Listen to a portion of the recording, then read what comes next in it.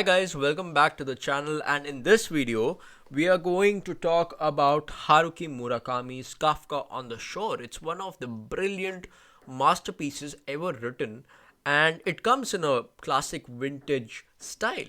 If I showed you the book cover, you would probably get confused because there's a lot of psychological element involved in the book cover itself.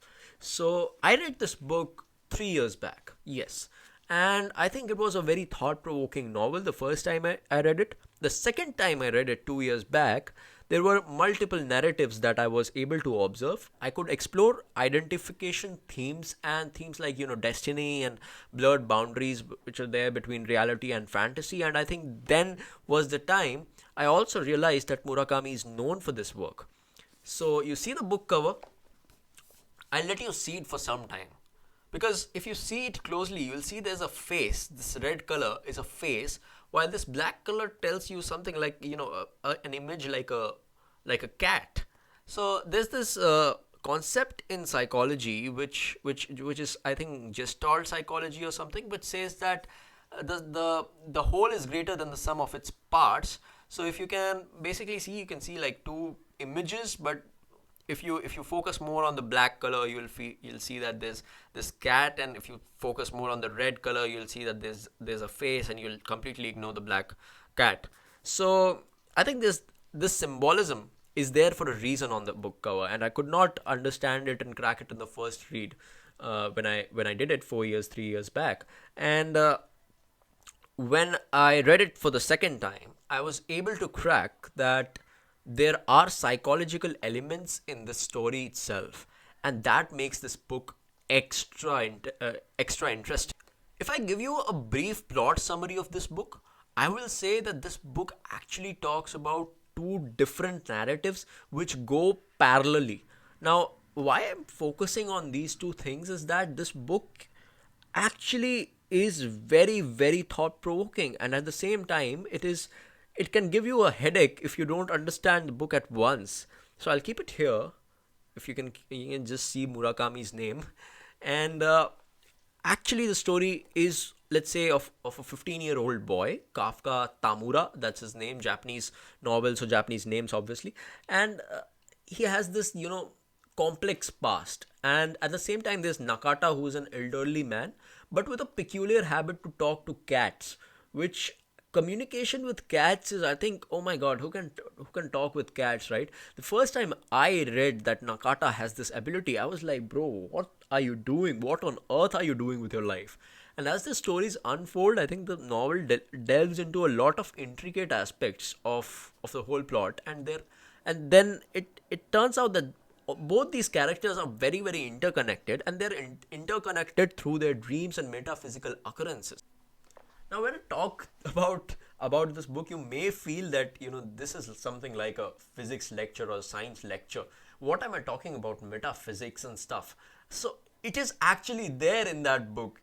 There are so many layers of this book. The first time I read it, I was not able to understand and crack the plot at all. The second time I read it, I was able to kind of understand what people are talking about and what people want to convey through this novel. The third time when I started reading it, I read it half, and then I went on Goodreads, and I joined a community which was talking about Kafka on the Shore, and then I was able to crack the plot that, oh my god, that is what it meant.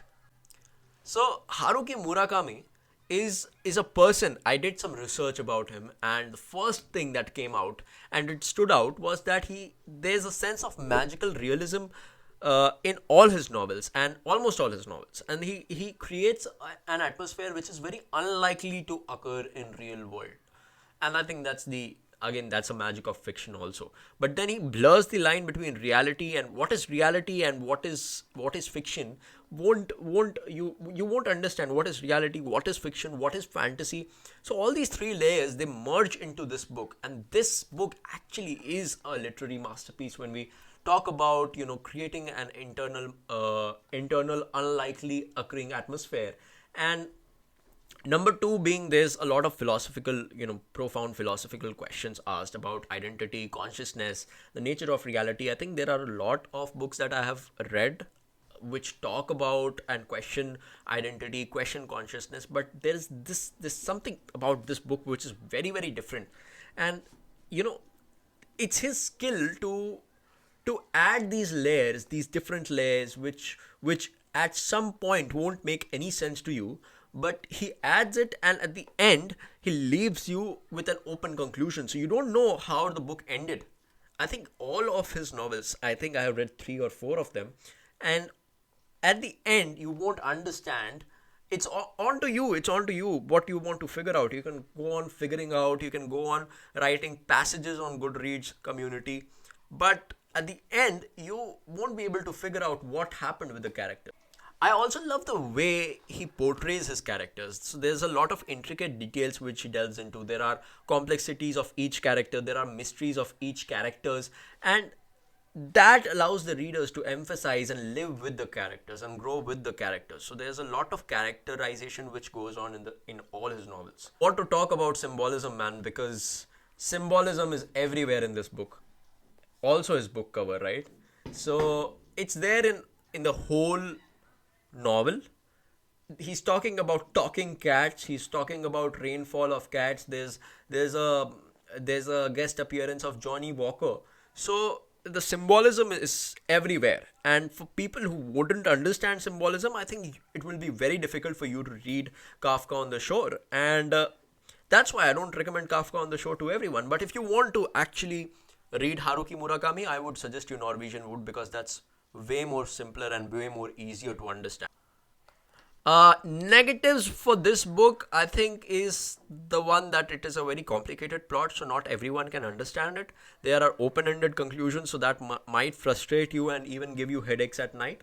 Number 2 is that there is a lot of surrealism, and there's a lot of, people who don't like to read complicated narratives will hate this book and would love to throw it out of the window. But okay, please don't do that. But for readers who prefer straightforward narratives, that's what is going to happen.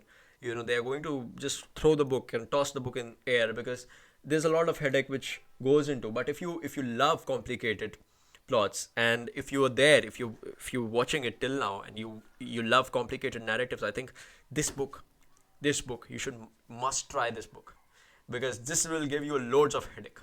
And also there's this one minutely negative point.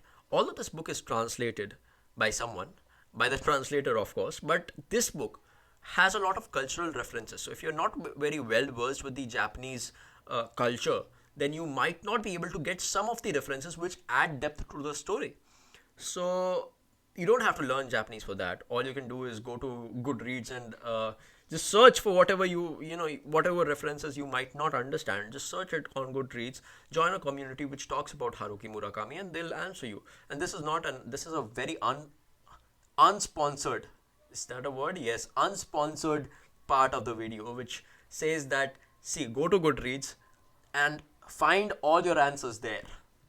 So again, at the end, I would like to say that Kafka on the Shore is a brilliant book. It's a brilliant literary book, and I think for those who would love to explore themes like subconsciousness and metaphysical elements in the book, you should definitely give this a try. But again, if you don't like to read complicated narratives, this book is not for you. And don't pick up this book, because after that you will hate reading any other book. So for those of you who love straightforward characters and straightforward narratives, Norwegian Wood is the book for you. And Norwegian Wood I have already reviewed last year, I guess 2 years back or last year, I don't remember. So I'll provide the link of that video in the description box below. You can check that out. Norwegian Wood would be for a simpler narrative, but for complicated narrative, and if you love reading complicated narrative, Kafka on the Shore is for you. So we'll meet with another book review or another video. We'll see what we can make. Another video next Sunday. Till then, bye bye.